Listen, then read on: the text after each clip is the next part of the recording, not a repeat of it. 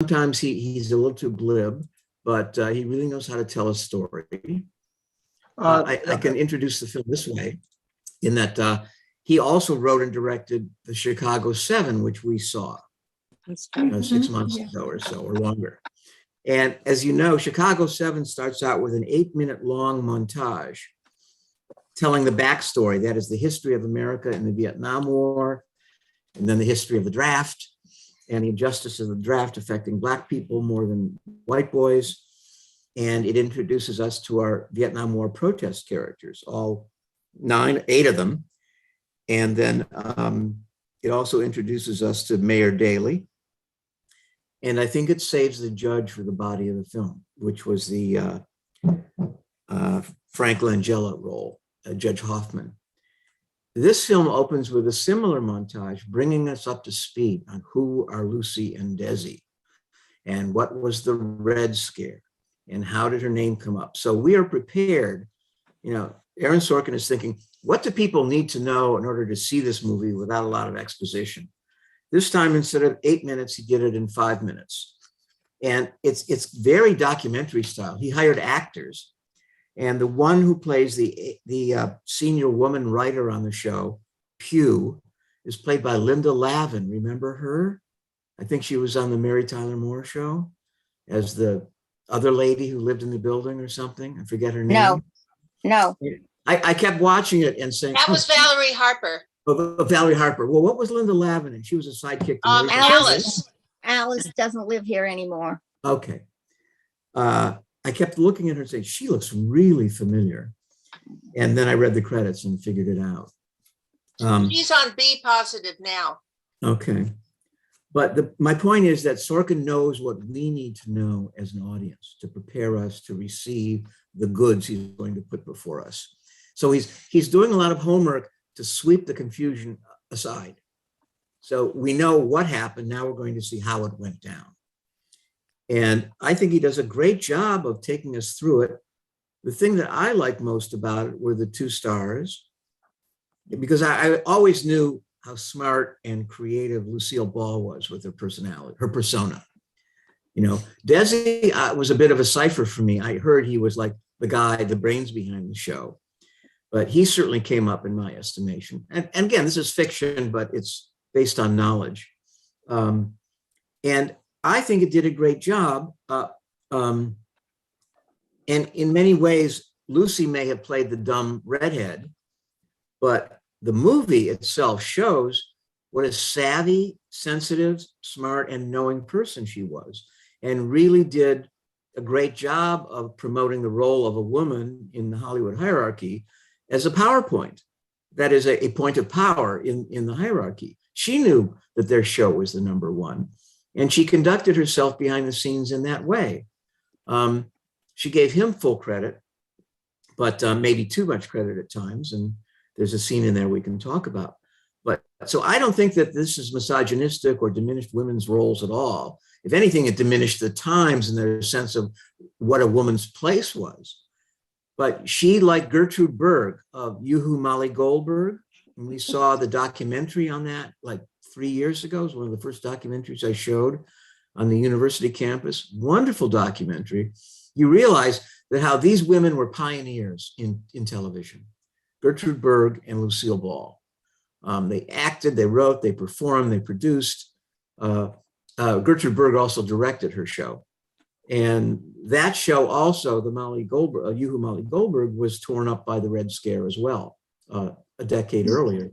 The man who played Molly Goldberg's husband was a communist, and he was outed by the HUAC, the House Un-American Activities Committee, and he committed suicide, which was a great shock to the show. I don't know what happened to the show after that. I think it went on with a replacement who was kind of lame compared to him. Of course, it's what you're used to at some point. And this takes up the ball where, you know, this woman became a target, or her show became a target because it could be. Now, what's interesting, though, is that during the actual Red Scare in '51, a lot of those accused were Jews. You know, Jewish communists, people whose parents came over from the shtetl, Europeans, some of them born abroad. Not all, I mean, there were some like Ring Lardner and others who were not Jewish, who were blacklisted. But it's interesting that Lucy escaped it. She had just avoided there was a Senate hearing, a private Senate hearing, and we hear about it in this film. But it comes back to haunt her because somebody had it in for her and tipped off Walter Winchell about the investigation. And he just ran with it like a yellow baiting, journalist, which he was. And the rest is in the film. So there are a lot of lessons there about how anybody can be vulnerable, even the #1 television star, even the #1 woman in terms of QTV, recognizability in the nation. I'd like to ask at this point, was the call to with J. Edgar Hoover real, or was that fiction? I don't know, Frank. We never let facts get in the way of a good movie. No, I just wondered if it really was. Okay. I don't know, and I didn't look it up. I did think that. Did he really know it? But remember, Bardem, as Desi, plays a Cuban exile. The Bolsheviks, he says, shot my family's animals, not for food, but just to be mean. Yeah. And my father was the mayor of Santiago, and they ran him out. So it's like he's a known anti-communist, and J. Edgar Hoover would love that kind of immigrant who became a big American booster. So it's like the flag waving of today with Gosar and the other naughty Republicans. Excuse me if there are any in the audience, but I have to say it, that it's the same immigrant baiting thing that went on, only he was spared because he was anti-communist. Esther, do you have a question? Unmute her, Canna, please. Or unmute yourself. There you go. First of all, J. Edgar Hoover didn't call. Okay. And I have a real problem with that anyway, to make him into a hero when he was such a villain. But anyway, second, communists weren't involved with the overthrow of in Cuba. It was a military coup. And so that's another factual inaccuracy in this film. Well, I don't know about that. I'll take your word for it. But remember, even then, you could still call any leftist a communist or a socialist. Che Guevara, Castro, they immediately installed socialist regimes. So for them 10 years later to paint, them as communists, it's not a far-fetched idea. But go ahead. Sorry to cut you off. I think politically, I think he might have, but it was a military coup. That's fine. It makes a better story. Yeah. But it was military. I mean, it was an army, an armed insurgency. That's why Che Guevara was such a hero, because he was a military leader as well. They just beat out the Cubans. It was a war and they won. Fern? Steve Miller, you've had your hand raised. Unmute him, please. Or unmute yourself, Steve. There we go. I'm going to say a couple of things. One, you talk about how the communists seemed to coincide with the Jews. Well, it was not by accident. I mean, in Europe, they were the anti-Tsarists. They were tired of the pogroms. They were tired of everything, and they believed in workers' rights. I mean, we don't have to apologize for that. Family were jailed communists. I'm not even sure it's fair to say they picked on them because they were Jews. I just think it's part of the nature of the history of those immigrants. But I do think there was plenty of anti-Semitism in the United States. Oh, true. But post-war. I'm not disagreeing with that. Yeah. And I mean, she was such a big star. I mean, there's an anecdote in the film about how somebody had to move their program because they couldn't compete with hers on television. They moved it to another night, Monday night. Nobody was going to the bathroom or something, or washing dishes. The sale of detergent went down on Monday nights or Tuesday mornings.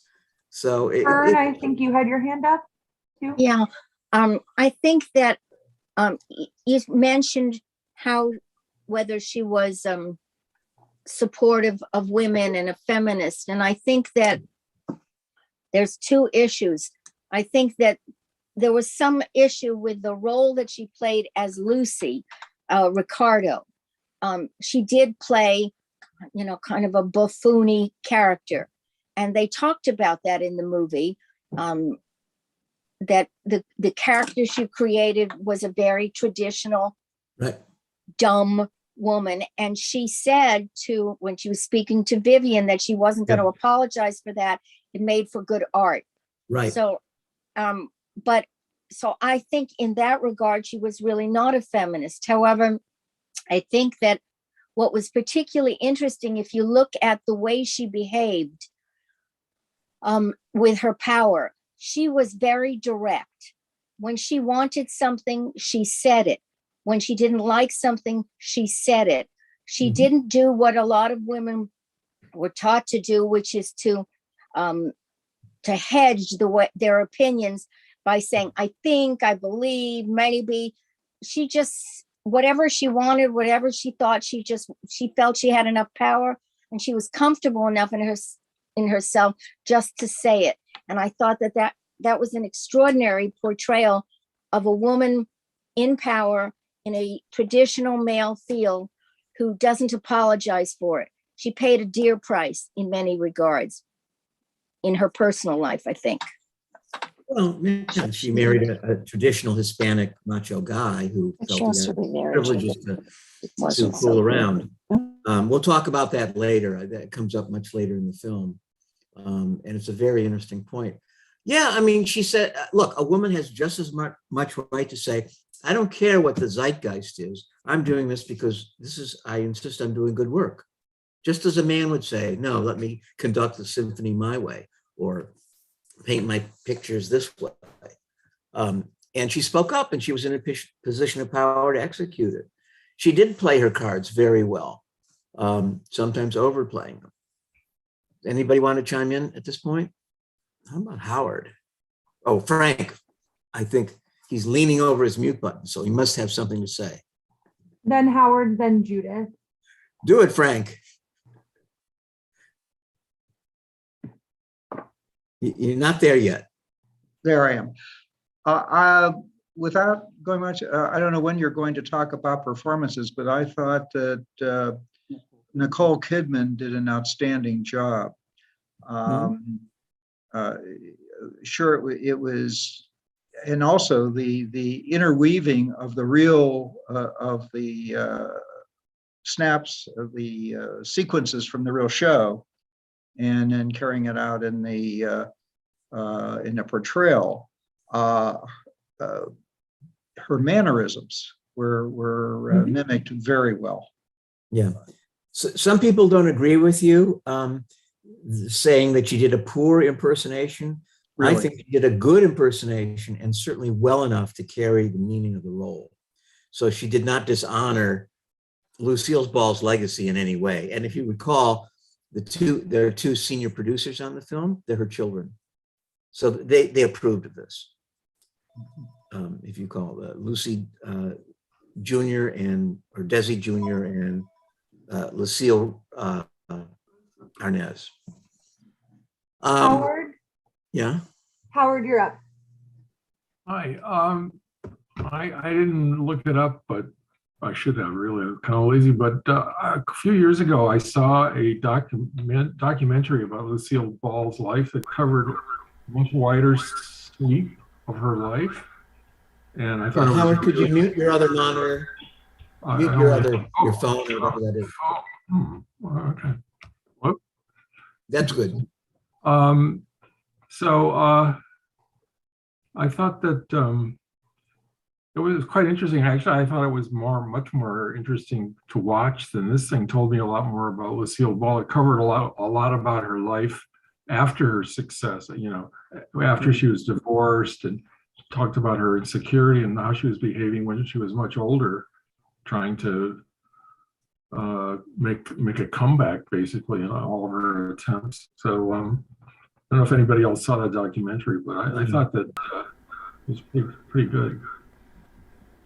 That's Does good. anybody know who this is? Freddie? No. What's the horror This is film with the Ricky doll? Jr. Oh, Ricky Jr.? When Lucy had the baby, Ricky Jr., on TV, my parents got me this, and he has been with me my entire life.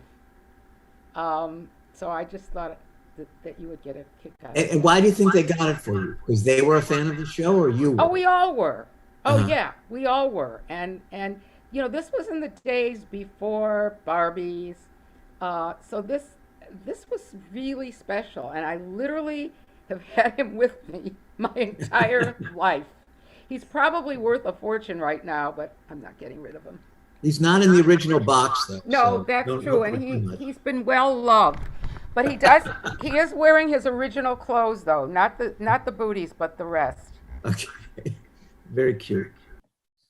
So was it a gesture on your parents' part to give you your own Ricky or Lucy? I think the firstborn was Lucy. I don't know. I probably asked for it. I don't remember. I mean, I got this when I was like 7. All right, but your household then is 60 million viewers at a time when the population of America was probably 150 million at the most.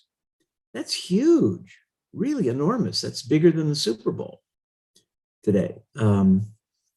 So we have to realize the scope of this couple and the show to amuse the nation and people identifying like Fred and Ethel, you know, and the contentious relationship there and the on again, off again, you know, the adorable relationship between Lucy and Desi. This was America being fed back a comic version of itself. And it was very successful. And thus they were very powerful and they knew how to play their cards. You know, don't fuck with the Cuban is the solution from Philip Morris's head. You know, we need them.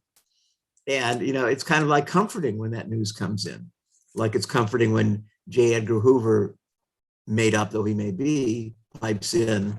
And of course, Desi in his very theatrical style saves his name for the end. You know, and of course, that's the piercing blow to the resistance movement there. So it's an admirable, it's a great story of power and how it's wielded against when you're swimming upstream, when you're a Cuban American, when you're a woman, when you're pregnant, you know, and that's why she was ahead of her time, and so was he. He may have been politically conservative, but in terms of their right to express themselves and the reality of what the show was, what the strengths of the show were, he was acting like a real producer and saying, no, this is why people watch us. They want to see her have a baby. Why hide it? It'll be good programming. It's good TV. They didn't have that term then, but that's what they call it now. And that's the great thing about this film for him, for his image, is that it shows how savvy he was. He took some risks, didn't he? She said, are we going to get out of this? And he says, I don't know. You know, we've been through tougher stuff before. And she says, have we? He says, no. I kind of didn't like that because that's the only time. The other time when he showed his fear was with J.K. Simmons and said, what was it like when the Che Guevara and Fidel Castro came and routed you? Weren't you afraid then? And he said, of course I was afraid. And I'm that afraid now. But he doesn't really show it. You know, it's kind of like it's having its cake and eating it too. There's more emphasis on the infidelity than on his nervousness. He's always the strong one. And she's always takes strength from his strength. Yet at the same time, when it comes to their marital issues, I don't think she ever believes him, but she hopes against hope throughout this week that he is faithful to her. And at the end, you know, it comes a little too strong for me at the end. Steve and Mona, unmute yourselves. Unless, go ahead. What I didn't like is, and it was a big deal when she's in that meeting and they want her to play this role on TV, and she stands up to him and says, I'll only do it under these conditions, and they cave. And that really overplayed what really happened, where they actually didn't cave. They said goodbye. She and Desi financed a pilot and brought it back to the network. That episode was actually remade later in the season. And I'm not saying she didn't have power, but they kind of overplayed how much people would kowtow to her in this rendition than what really happened. That actually, Steve, maybe you can help me out. That confused me. The scene where the CBS guys come and say, we want you to star with your radio star, Right. your television show. And then she goes to the group of people and then says, I'm not going to do it with the other guy, I'll do it with my husband. But she's already on air with her husband. You know, No, she hadn't wasn't been- at that point. Well, that was a flash forward then. That was a flashback, and that was the point. They didn't. I see. So They earlier. did not give in to her at all. See, that's what misled me. Desi had to go finance and produce a pilot and sell it to a network because they wouldn't kowtow to her. Right, but it's a lot easier to just spring into this movie with them as stars already. To go back into the past like that with her as a radio star was confusing without saying, it wasn't clearly identified as a flashback because she had been told by the studio executive, oh, try radio. And she storms out of his office as, sorry, Betsy, not for me. And I think they could have done a little bit better with the grammatical logic there. So thank you for that. Can anyone hear me? Yes, we can, Marion. Hi. Oh, I've been trying so long. I don't know what I pressed, but here I am. I could hear all of you, but you could not hear me, so I don't know what I did. If you want me to add my 2 cents, I will right now. Please do. I enjoyed it. I thought it was too long. It needed like 20 minutes cut off of it. And then what I found not true, Linda Lavin did a good job. She always would do. She played the older Madeline Pugh, but it was very confusing. The one who played the younger Madeline Pugh looked nothing like her, looked nothing like Linda Lavin. It was like, who's that? So that was my main criticism. Otherwise, I think the 2 leads did a wonderful job. Okay, thank you for that. It can be confusing. Do you think the older guys look like the younger versions of themselves? I don't, I mean, apart from a nose here or there. There's a certain amount of suspension of disbelief that you have to go along with to accept the film on its terms. You can't let that wreck your enjoyment of the movie, and I'm glad it didn't. Jeffrey Strauss, you've got your hand raised. You can unmute. Okay, thank you. I enjoyed the movie very much. I often get confused when you get these flashback scenes, as I did in this movie. But I do get upset after the movie when I do a little research and find so much poetic license, being taken, whether it be the J. Edgar Hoover thing or, the Lucille Ball, meeting with the CBS executives, and you find out that's all false. It kind of ruins it for me. Why is that? Because you enjoyed it so much, and then when there's upheaval, you feel betrayed? Well, yeah, I feel a betrayal. I think if you're going to do something based on historical facts or, something, that's a nonfiction work, you should do nonfiction. If you want to do fiction, do anything you want to do. But what about the J. Edgar Hoover was not true? He didn't all do of it. He didn't do it. That didn't happen. Never happened. Okay, please mute your speaker, Judy. But Jeff, let's follow that up because I think it's an important part of viewing any movie, not just this one. And that is, if you accept that those conversations never took place verbatim, why does everything else have to be verbatim, or truer than it was in the film? Well, I don't know what you mean by the verbatim, but it's the conversation didn't exist. Of course, unless there was a transcript, who knows what was on the phone conversation, but the phone conversation never happened. Hoover. In the CBS meeting, if it happened, it obviously ended in a completely different way. Yeah. But how about when they call Jeff out into the hallway and cut him down a notch and he gets angry, or when she asked him, we don't know if any of those conversations happened. They may have happened in other ways. Absolutely. But where I draw a distinction is when things where where there is a trail, a paper trail, or call it what you may, you look it Okay. up today on the internet. But when you're portraying things as facts that clearly aren't, that I don't like. You know, these conversations in the hall, who really knows, especially if all the people are dead, there's no way to know. And that I accept in these kinds of a docudrama or whatever you want to, you know, call this type of movie. But if it's again on, you know, these are historical people, I just don't like it when you know, make things up one way or the other. Okay, or but completely misrepresent things that never even happened. the point is that the show could go on. You know, the news about her. I mean, who knows if he even staged that event for the audience? But no, there was. If you Okay. research it, there was. But you know, he read a speech, and you know, and they of course, accepted her. Javier delivered a great extemp, speech in the movie. That's one thing, but the phone call never happened whatsoever. No, like I say, never let the facts get in the way of a good movie or a good moment. But I think that's only true, in my opinion, and a lot of people will obviously disagree with me, if it's based on historical, factual, something that happened. You know, these are two high-profile people. If it's a work of fiction, fine. But if you're going to do a thing on, you know, the assassination of John F. Kennedy, you know, whatever it may be, you know, an Oliver Stone movie or what have you, I think, you know, there are some facts that are out there that you have to follow.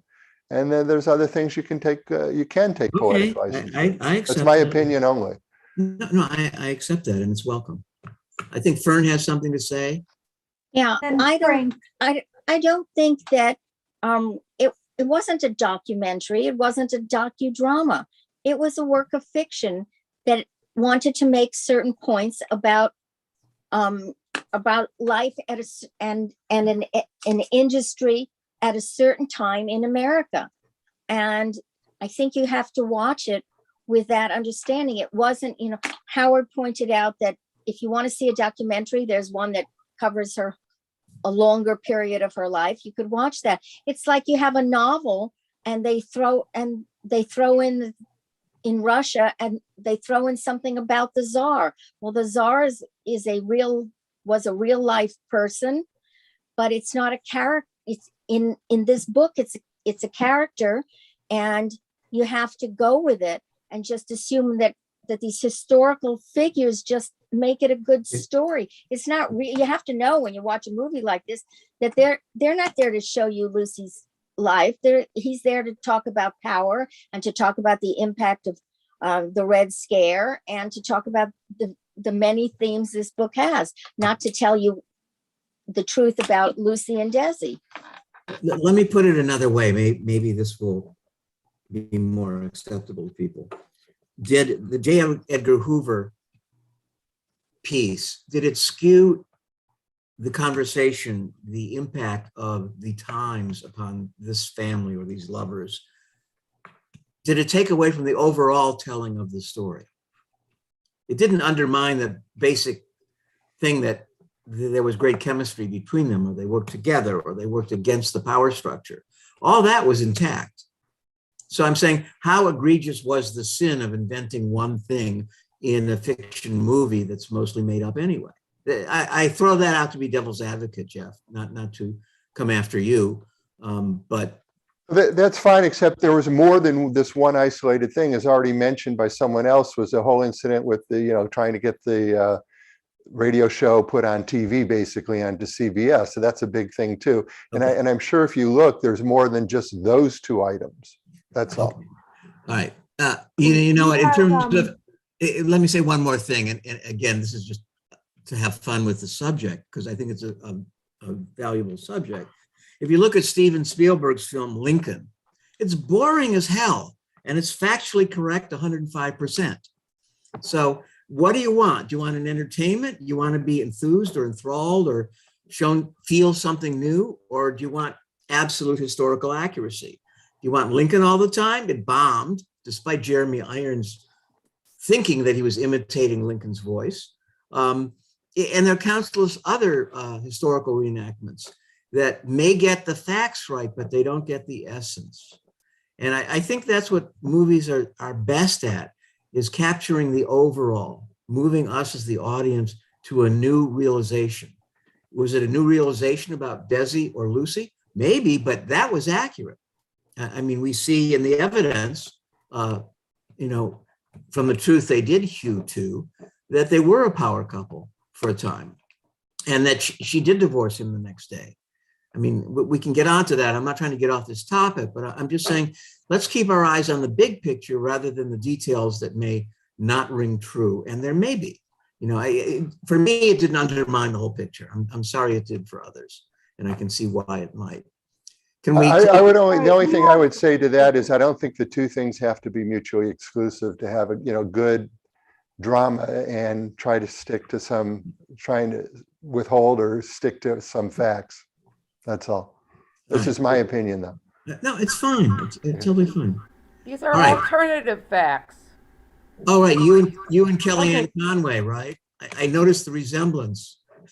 We have Frank, then Steve, then Howard, then Melanie. Mike Alcoff. Yeah. Frank, Okay, you so go can ahead. unmute. Who's the first one? Frank? Frank, Or- Frank and Yvette. Okay. I agree with Jeff. I think that it's a matter of degree. This was it was a spectacular part of the movie. It was built up to all this crisis, and the balloon is broken and, you know, and pieces made and whatever. And it is based on fiction. I think that, audience generally accept that we don't know what happened in private discussions and hallways and whatever, and they were made to develop. And I think that's generally accepted, that it's just the portrayal of relationships as it was known. But to take a high point of the movie and base it, on a fictional event, I think overdid it. And let me remind you, what is the title of this movie? Isn't it Being the Ricardos? Yeah, right. Well, Being the Ricardos is kind of think that it's a review of what they were behind the scenes, what it was like, at least in my mind. Well, it pretty much was. So I agree. Okay. All right. Okay, fine. Who's next? Steve Greenberg. Yeah. I also agree with Jeff. And let's remember, this was the climax of the whole film. It wasn't just an incidental scene with them maybe meeting on Mulholland Drive at dawn because they were passing ships on the way to and from work. This was the climax of the whole film that the whole movie built up to. And one other point, my wife pointed out today, the title of the film isn't Being the Arnazes, it's Being the Ricardos. It's about this fictional couple they played on TV is the title of the movie. So what's art and what's reality here? Well, and the film did a good job of showing us what was reality in terms of the relationship. And she wasn't really a ditz. Lucille Ball was not the ditz of Lucy. She was a much smarter, more talented, more creative person than we ever knew. And she was also a simpler person.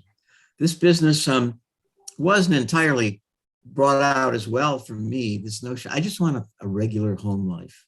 I want to have a husband and kids. And, she said dinner at 6. That's what she was, that's really what she wanted.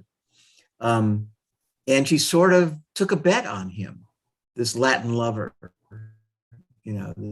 Lothario. And I think the big issue for me was at the end of the movie, it comes back. She shows the 2 handkerchiefs with lipstick on it. And it's like, you didn't see her doubt play out in many scenes. There were some with the other women. But it wasn't an abiding feeling for me that she was going through all the strife about the Red Scare and what to do about the table. The table had a lot to do with her husband. They were interlinked, but I kind of lost sight of that as her driving force. Jeff, the showrunner, the head writer, says, J.K. Simmons, Fred says, you humiliated him in front of the whole crew, and you can't do that because he's a man. And she kind of took it to heart, but then she goes and she humiliates Jeff, the lead writer, and says, give up half your hard-earned credit to him. And then she has to recant and apologize. So this is a whole person who makes mistakes, but there's this aura around her that it just isn't, she's not punished for that. You know, he's immediately her best friend again and supports her after that. You know, there are a lot of loose ends and things that don't quite line up, but it's still enjoyable. And God, I love them both. You know, it's like, that's the overriding feeling I got from the movie. And it was enough for me, you know, and, you know, I can be a very hard critic, but I just kept watching them and enjoying the back and forth. And we knew he was a Lothario. And, you know, it's the question is, how could she believe him? The thing is, she never did. She let it go until she got the goods on him. And then she was the strong one and said, I got you, buddy. And he, for the first time, was honest with her, and he gives up because he knows she's got him. And she files for divorce the next day. So in a way, that was the emotional climax of the movie. The J. Edgar Hoover was the dramatic climax. Jim, are you saying she filed for divorce even though she was pregnant? All I know is what I saw in the movie. And there was a card that came up, she said, that said she filed for divorce the next day. Okay, so we have a lot of hand raised. Order is Howard, then Melanie and Michael Alco, Melissa Forsythe, and then Brad and Karen Ellison. So Howard, you're unmuted, you can start. I've really felt for a long time that I don't like, I feel that if you're going to make a movie about important public events or prominent people, you know, it's okay, you can put things into it to make it be a box office success. You can make it be art, anything you want with it. But a prerequisite is you should not make up stuff because it confuses the mind of the public. You know, Shakespeare did it with myths from centuries before, but if you want with contemporary things that are important, people say, well, all I know is what I saw it in the movie, you know, it must be true. It makes me want to go back. I didn't say it must be true, Howard. What I meant was it was enough for me. All I know is enough for me to enjoy the film. And it makes me want to go back and look at the Chicago 7 movie now, which gave me certain, because I didn't know that much about the Chicago 7. I was busy working those days. The radio was playing in the background with all that stuff going on. I have to go back and look. What facts did it put in my mind about what really happened those days that really aren't true? So okay, that's my reason. And it's a legitimate reason. Let me retell the story. We saw Lemon Tree here. Remember, it's about a Palestinian woman whose lemon grove is cut down because the Israeli defense minister buys a house across the road from her. And it's all about, does might make right? And it was one of Stephen Farber's discussions I was a guest at, and a man raised his hand and said, I didn't like this movie because it didn't acknowledge that the Palestinians were firing rockets across the line and killing people. And my answer to that was, yes, it did not do that. But every movie has a point of view. And if it didn't take a point of view, it would be very boring. It's like Fox News claiming it was fair and balanced. Fox was never fair and balanced. It's a very hard thing to do. Even NPR has a hard time with it sometimes, but they always quote the other side. Fox News rarely does, other than to humiliate someone with another point of view. So my point is that we rely on the point of view to help us like the movie, to keep us engaged, to push us through. Granted, we may be riding on the coattails of the filmmaker's point of view, but if you're swept along by it and you're a movie lover, you're going to go with it and see where it takes you. And then you decide, well, did I like it or not? Was it fun or not? Did it move me to new realizations or not? Was it devious? That's another question you can ask. I'm not saying that, you know, that's not a fair question to ask, but the point is, you know, keep your eyes on the prize. What's the purpose of the movie? What's it about? And filmmakers have rights, you know, and If you don't like it, don't watch it. Be angry about it, write about it. It's absolutely within your province to do that. But, and don't like the movie. I mean, I'm not saying you guys, your feelings are wrong. They're not wrong because you have them. It's when you watch a movie, you go into a different world.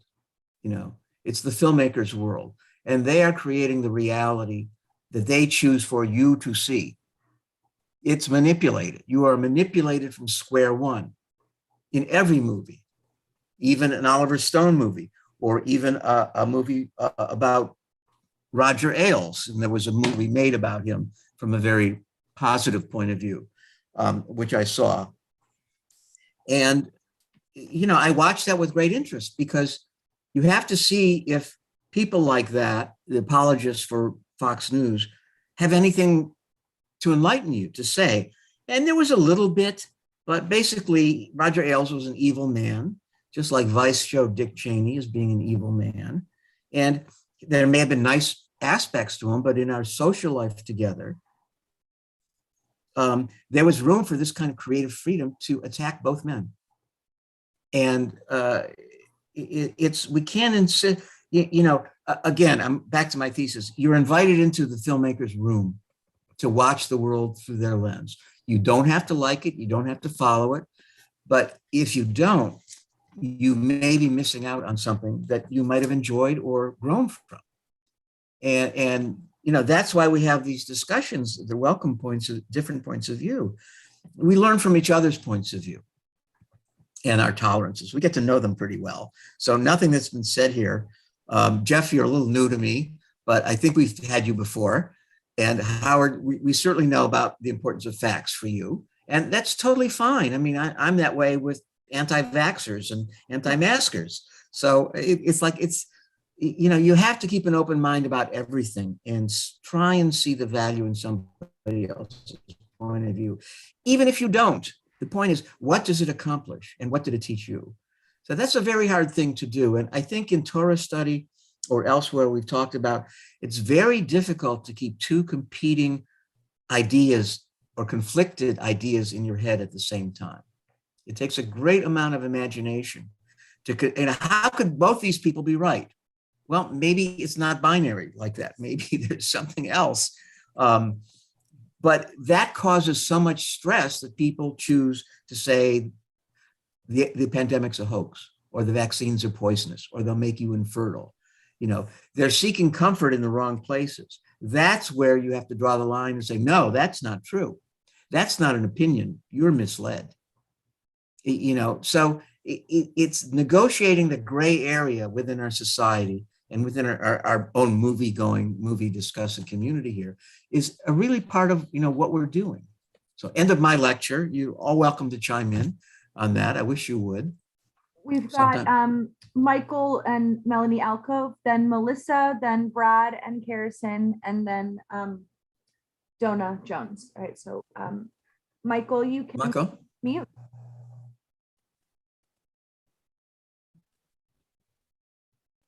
Lower left corner. Can you help him out, Hannah? Yeah, I'm trying. There you go. We hear you, Mike. One thing I wanted to mention was that what Lucille Ball pioneered was the use of 3 cameras, film, which is also pioneered, which is also used for all situation comedies, and also how the film industry functions. You know, you're either on contract or you're off. I don't know if I'm correct in all this, but. Well, in that time, in those days of the studio system, that's correct. You know, you were hired as a star. It collapsed very soon after that, but you were hired as a star and you were kept. You did movies and television for them, and they told you what to be in. Even Lucille Ball says, I'm a number 2 player. I play the role they tell me to play. It was a different world then, and due for a change, which came. Who's next? Melissa.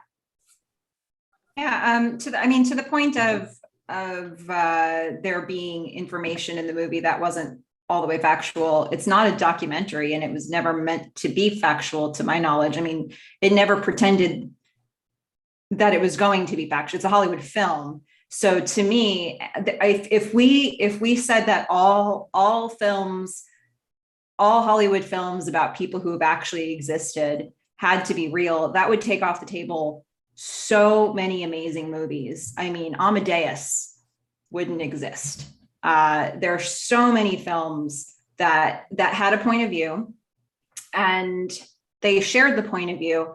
And I think if you're willing to go into them understanding that they're going to play a lot fast and loose with facts, and then maybe afterwards you look up, based on your newfound interest in the subject matter, now you look up things to find out, well, what was rooted in reality and what was the storytelling here. But, there were certain elements of this show. I can't say I've seen a lot of I Love Lucy, and I can't say I've seen a lot of their other works. So for me, I didn't know a lot about these people or these characters, or the characters as real people, because it's kind of all blended here.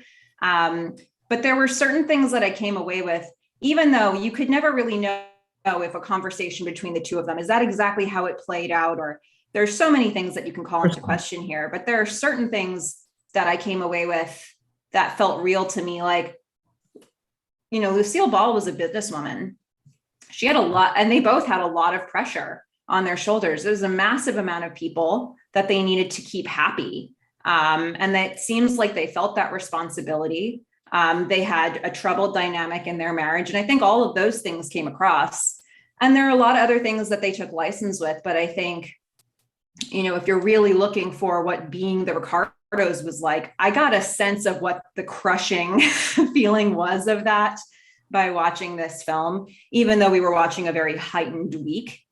The circumstances were there for them to feel that crush of pressure all the time. And that was a third party in their marriage. So it was really informative for me. I will say one other thing though. I mean, I think Nicole Kidman seemed that she did a really good job being Lucy in the show. There was like a different Lucy, it seems like Lucille Ball was a character when she was playing Lucy in the show, and she was much more muted when she was behind the scenes. And in her not show, real life, when Nicole Kidman was trying to play that, I always saw Nicole Kidman in it. But when she was playing the Lucy of I Love Lucy, I felt like that looks like the Lucille Ball that I saw on TV. So it's hard for me to know how close that was a portrayal, because I couldn't tell how she was off camera. Well, that again, none of us really know. Well, I don't know if that's in the documentary, but you can never know a person really. And I think what Aaron Sorkin was going for in his tone there was the striking difference between the two of them. Of course, the Lucy is a persona, and Lucille is a savvy, calculating person who gives her husband a lot of rope because he's so impressive. But she reels him back in, and she nails him and corners him, and she corners the executive, and she uses her power. So she's not the ditzy redhead. She's this knowing, savvy power broker who takes risks and gambles and pushes herself around, pushes her way on others, sometimes right, sometimes wrong. So I think the important thing that Sorkin did right is that he approached who she probably was in private by giving her those strengths, as opposed to this silly woman, could never do manipulations like the real Lucille Ball did. Who's next? Brad and Karen. Who? Brad and Karen Ellison. Oh, hi. Yeah, about the J. Edgar Hoover scene, to me, this is the artistry of the film. That scene is just like a de ex machina scene in a Greek tragedy, where you've got an outside force that resolves the tension.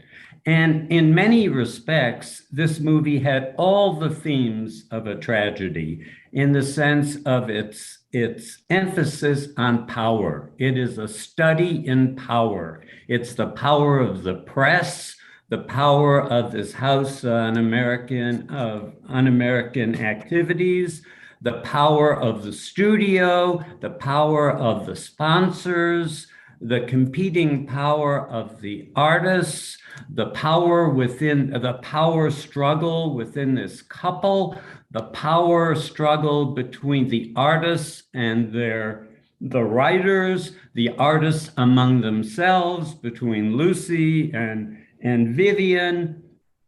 I mean, it was and what of course we would expect this from Sorkin. I mean, he gave us The West Wing, which was a study in power. So it was, I just thought that was what this film was about. Who's next, Hannah? Donna Jones. I thank you, Hannah. Thank you, Jim, Mr. Sorkin. Mr. Ruxin, I'm thinking Sorkin. Mr. Sorkin, that's quite an honor. Thank you. I just was, he was in the back of my mind. I apologize. Okay. And I love Lucy moment.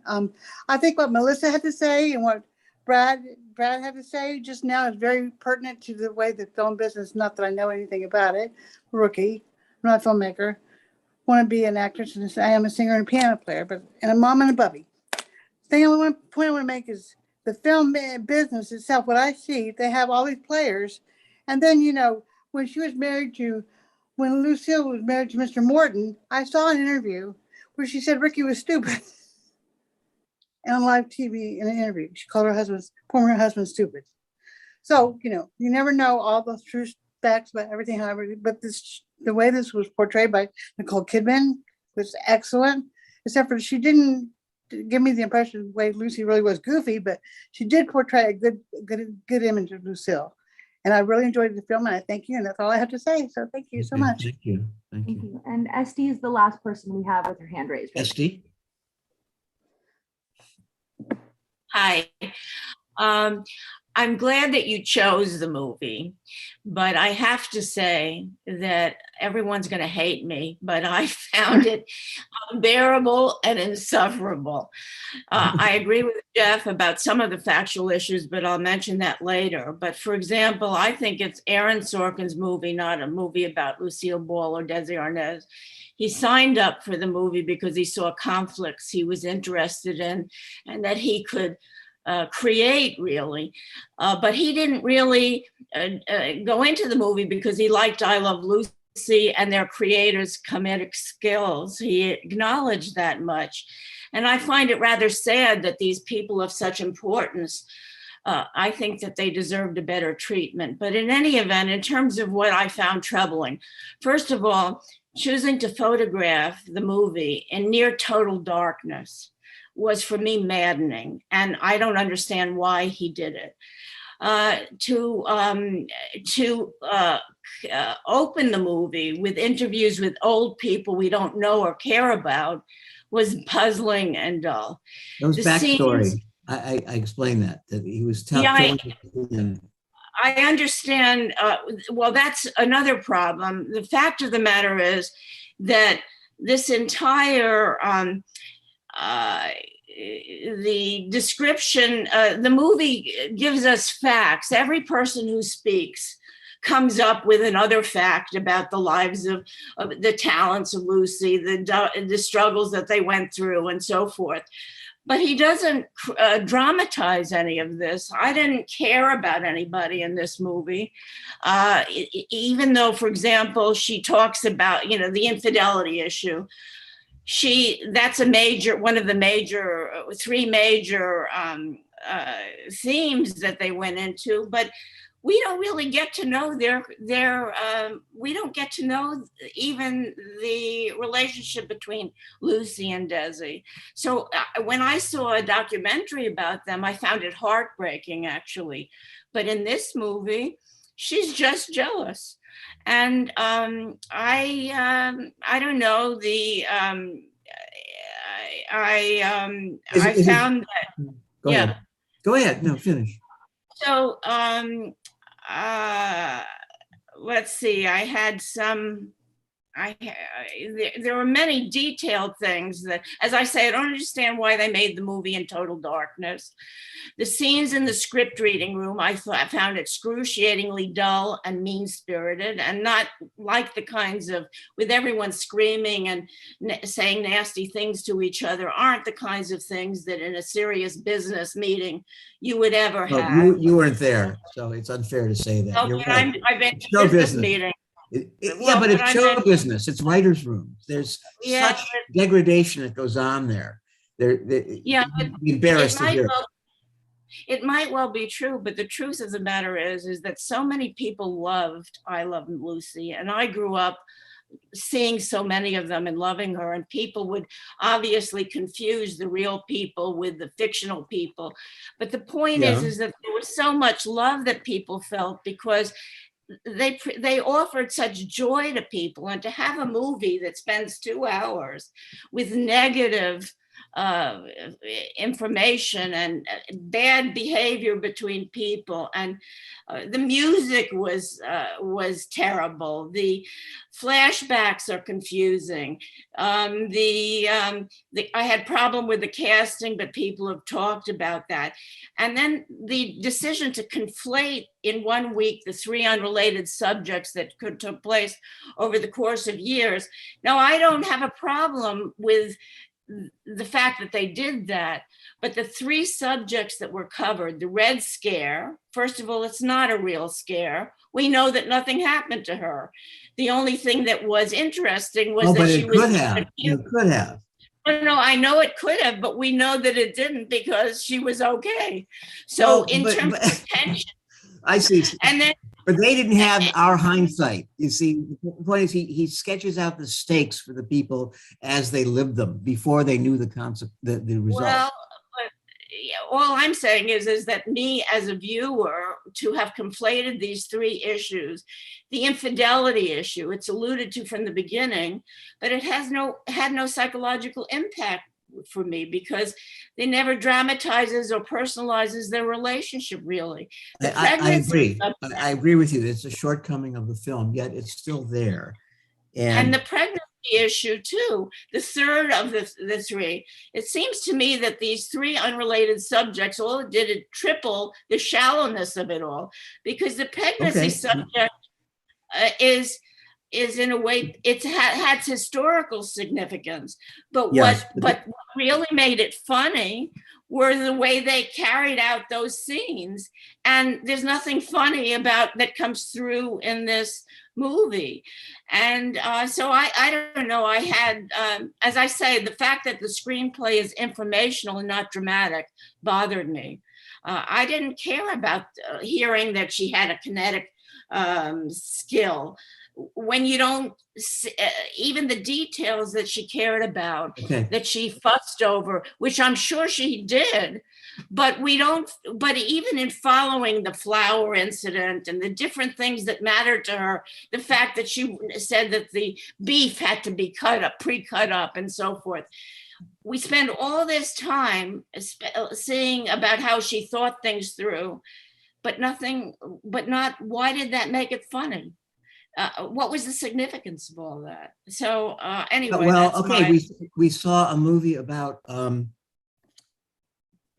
Steinem, The Glorias, and it wasn't much fun, but it documented who she was throughout various stages of her career. I don't think the movie was shot entirely in the dark. I think that the infidelity was a constant theme, admittedly undeveloped, and their intimate relationship was not there. But the movie did try to cover it by saying, we spend all our time apart. How could she have tolerated that? Because she was just as desirous of the success of the show. She made a bad deal, perhaps, in investing emotionally in him and having 2 children with him. But she did it, and she took it as far as she could. So I think we can't expect how we'd conduct ourselves. I think that you may have misread some aspects of the film. And you're entitled to your opinions, but you're calling the film to standards that it didn't set for itself. and that most people don't set for films. So, I'm glad you saw it. I'm glad you shared your comments, but that's just the way it goes. We have different opinions. I hate to leave it like that because I'm not going to say you're wrong. That's rude. That's okay. No. I won't be insulted or anything. Because you've had pertinent things to say in the past. I think that you're misreading and misjudging the film. It's not that you have to love it, but again, the film creates a reality. And if you can't buy into that reality, forgive it for not being the reality you want. You can say, that was all full of shit, and I dismiss it all. It did nothing for me. Or you can say, well, I could see it was one telling the story, but it was really interesting. Or I didn't realize she was that smart or that controlling. Or, there's still things to be gleaned from it that you don't want to short yourself on. Melanie? And then Melissa. Okay, all right. First of all, from the discussion tonight, I think one thing I really liked about the movie, and that maybe you all did it, is it made us think a lot. It wasn't just a movie about the comedian Lucille Ball, and it wasn't just the movie about how they made all the different episodes, but look at all the different issues it made us think about and speak about tonight. A couple of things in the movie that struck home was, at one point they asked her what her goals were, and she said was to have a home and a family. And so when you just remember so much of Lucy, I'm home, I think it's very ironic because that was part of her fear and her, discontent with the marriage, because he really never was at home. Another thing I thought was interesting was when I think they said, well, the show, it's really about you, Desi, because it's called I Love Lucy, and that's Desi. Yes. My third question, I've been thinking about this all day.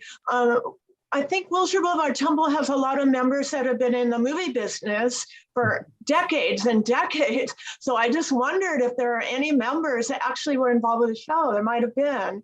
And they're probably not on the show. They're not on our Even tonight, the gray hairs among us are not old enough to have worked on the show. But I enjoy the movie. I mean, I only remember her as a comedian, and then her second show afterwards didn't do that well. The Lucille Ball show, it never rose to the occasion of I Love Lucy. But thank you for having us watched it. We had not seen it in the movies, and I really wanted to see it. So I'm glad we watched it. Your comment about Wilshire Boulevard Temple, I don't know. It was founded in the early 1900s by, I guess, German Reformed Jews here. But guess who paid for the current building to be built initially? Jack Warner of Warner. Of Warner Brothers, yeah. He used his art department to create this fabulous stage and this sumptuous looking sanctuary. And it is brilliant. And the refurbishment that they did is just gorgeous. Yeah. So yeah, the heritage of Hollywood within the synagogue is very much alive. Yeah. Okay, who else? Melissa? Yeah, a couple, commenting on a couple of Estee's points. One thing that she said that really helped kind of crystallize some of the things I thought about the movie, but I'll start with one thing that I didn't really agree with. I did not see this movie as a comedy. I didn't see it as ever trying to be a comedy. I saw it as a drama. I saw it as a movie about two people in a business and all the business decisions that go behind making a hit show. And I can't imagine that was funny. In fact, having done a fair amount of improv in my life, some of the most serious conversations I've ever had are with comedians talking about comedy. It's stunning how serious a room can get when you try to break down how to make people laugh. So to me, this looked like a really realistic depiction of not even knowing what it was actually like behind the scenes. I can totally believe that that's what every week looked like for them. I imagine it would be the same if you took any major brand, like if you looked at Oprah trying to run her business. I'm sure there's stuff you'd see behind the scenes that don't really match up with who she is on camera. And that's just the part of putting the product out there. So for me, that was how I looked at this film. And one of the things you said, Esty, that I very much kind of crystallized for me, I think the movie was trying to do too much. So some of the things they were trying to do towards the end didn't land for me because it hadn't felt like it really built to a crescendo. I think for me, I couldn't really figure out why, but when we went straight from the J. Edgar Hoover to running into the back and having this dual napkin situation, I got whiplash, and I couldn't really figure out why that was. And I think maybe the way Esty was describing it, maybe they were just trying to do too much in this film. I think there were a lot of ideas that they were trying to get across. And as a result, not all of them got across totally effectively for me, but I got a sense of like what the lifestyle might have been. So the broader brushstrokes definitely worked for me. Okay, thanks for reminding us of that. That it was a bit strange that there's this major breakup scene just after the major success scene when the show goes on. It didn't sit well with me either. It's a little odd, and then it's over, right? It's just the zooming, craning up through the hole in the stage and going to black and white of the dinner table from the set. All right, we have Steve Zimmerman, then Esty, then Jeffrey Strauss. Go ahead. Okay. I would describe it as a good movie, but not a great movie. I'm glad we saw it. I enjoyed watching it. I learned a lot from it. I think it falls short on the psychological dimension.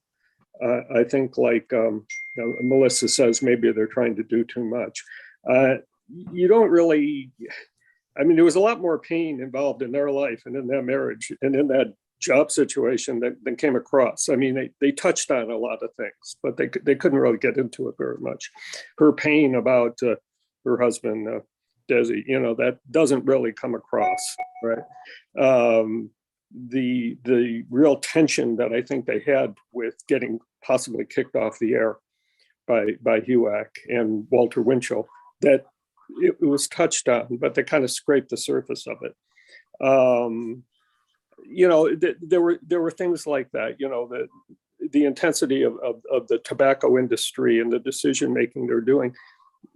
It's referred to, but again, it's not really gone into too much. So, it's psychologically, it's a psychological sort of thing, not so great. But as a sort of a biopic and a kind of a dramatized version of what was going on behind the scenes that nobody else really got to see, I thought it was interesting.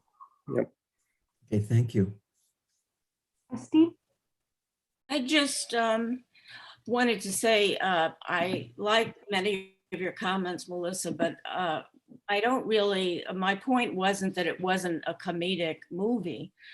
I'm simply saying that a lot of time was spent, for example, in going over Lucille Ball's mental process in leading to in getting to those shows and making them what they were.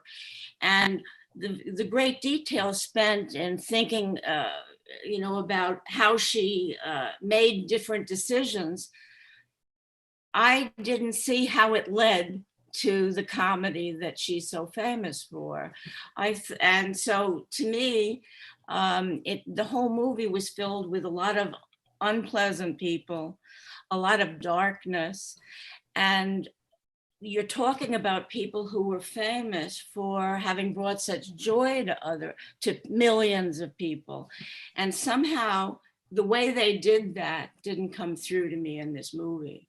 I'm not saying that the movie should have been funny, but the joyfulness eluded me. I can see how it would. Comedians are often very conflicted people with a lot of emotional problems. Just ask them. Think of Robin Williams, Jonathan Winters. It's the cost of art for some people. I don't want to say genius necessarily, but these are extreme personalities that run with them and don't have the same constraints. So it's a little unfair to think that a comedian's life should be as joyous as their work product, and I think that's what the film points out. There were a lot of unpleasant people in it. I agree with that. I think Jeffrey's next. Yes. Go ahead, Jeffrey. Okay, I was just unmuting myself, sorry. A couple things. One, the Wilshire goes back to I think it's 1862, if not within a couple years of that. It's even older than you think.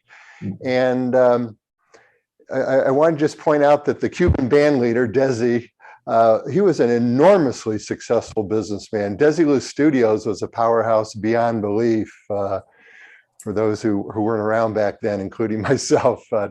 And Desi and Lucy were married for about 20 years. I know somebody commented on Mr. Morton, who is referring to Gary Morton. So because it's a Jewish crowd here, it should be known that Gary, of course, was Jewish, and she was really married to him for almost 30 years, longer than Desi.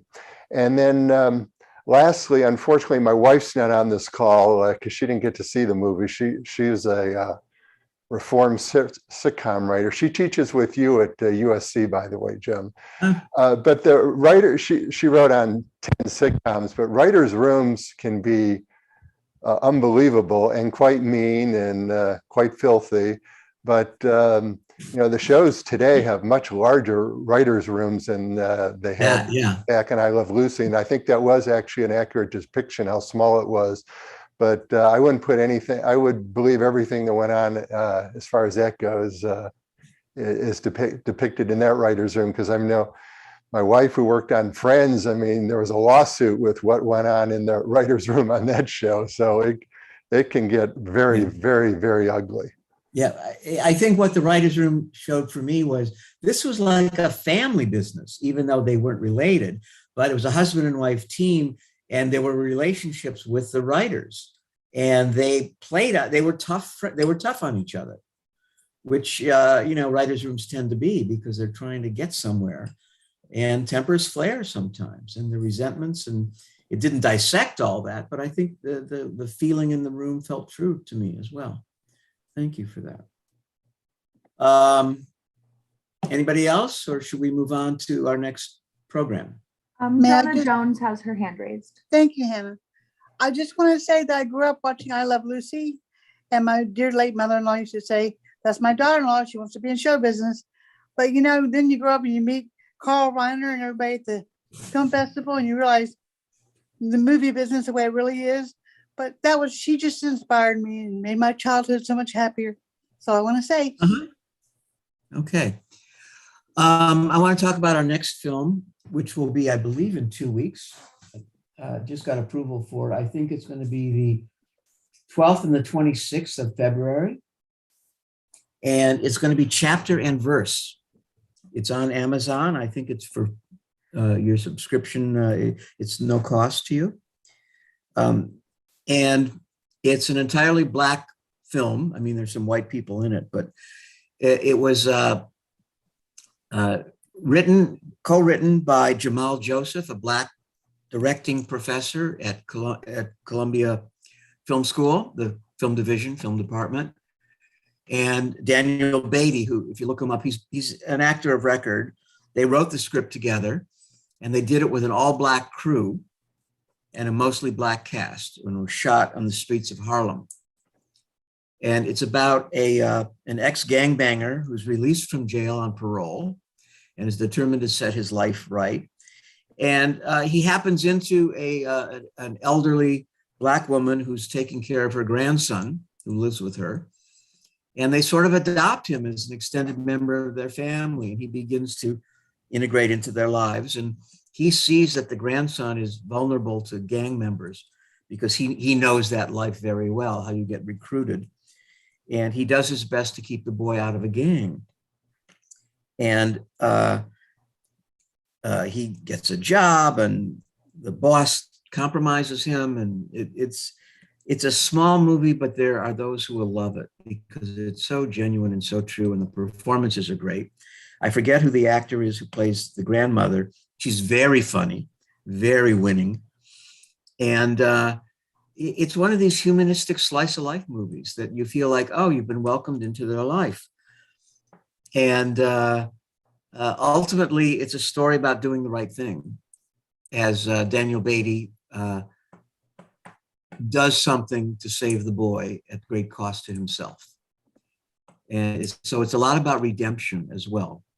And I think you'll like it. It's not a splashy, flashy Hollywood movie, but it's very well made and very, very tautly told. I saw an early cut of it, and it was really dull because they had all the beginnings and the endings of scenes, and which went on forever. And I asked the director at a premiere screening, I said, "What did you do? You transformed it."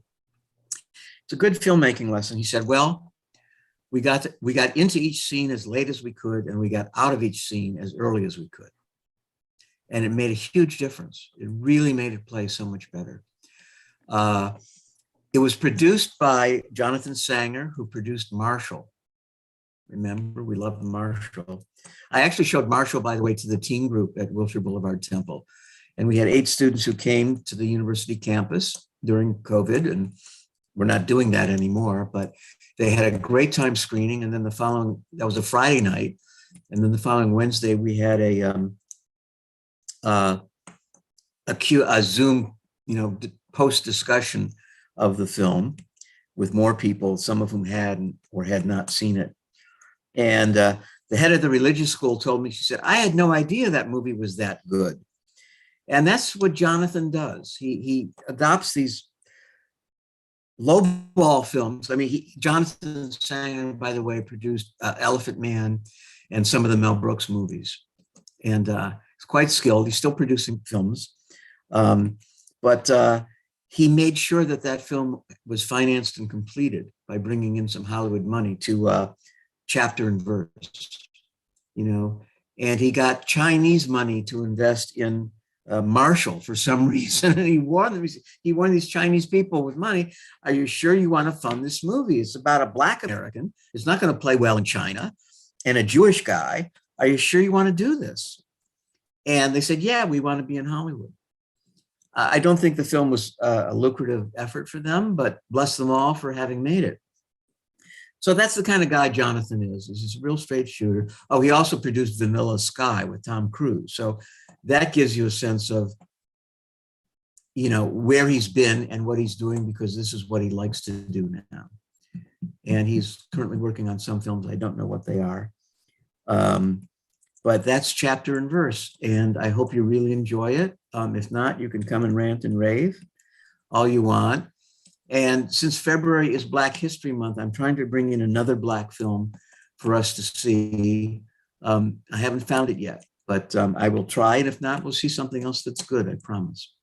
So thank you all for tonight. You can always email me. It's just Jim Ruxin at yahoo.com.